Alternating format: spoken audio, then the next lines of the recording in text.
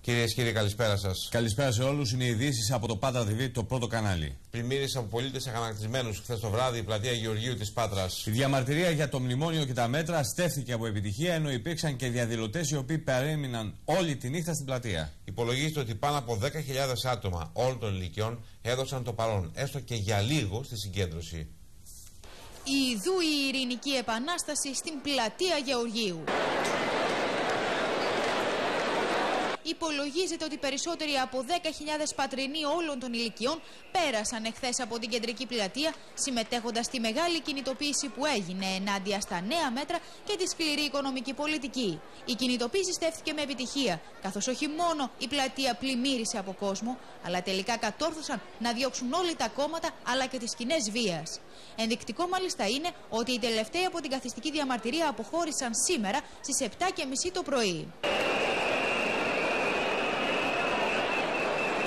Μια χαρά, τέλεια. Να συνεχίσει να γίνεται απλώς. Η αγανάκτηση όλων ξεχύλισε και η νεανική ειρηνική θάλασσα ξεχύθηκε από τις 7 το απόγευμα στο κέντρο της Πάτρας.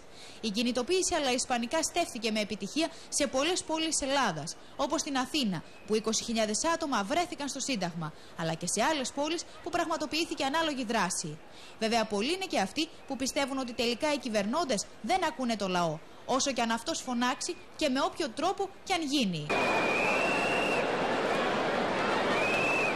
Για να ακούσουν αυτοί οι μπαχλαμάδες εκεί που είναι, οι μπαχλαμάδες αυτοί εκεί πάνω, να ακούσουν, οι κάτω αυτοί δεν ακούν. Είτε είναι 20.000 είτε είναι 50.000 κόσμος, εγώ πιστεύω ότι δεν θα τους κάνει κάτι κάποιο καμπανάκι, ας πούμε. Πάντως στο Facebook σε αυτή την εκδήλωση κέρδισε το στίχημα της επικοινωνίας του μηνύματος, αφού μέσω αυτού του τρόπου ενημερώθηκαν μικροί και μεγαλύτεροι για τη δράση που θα λάμβανε χώρα.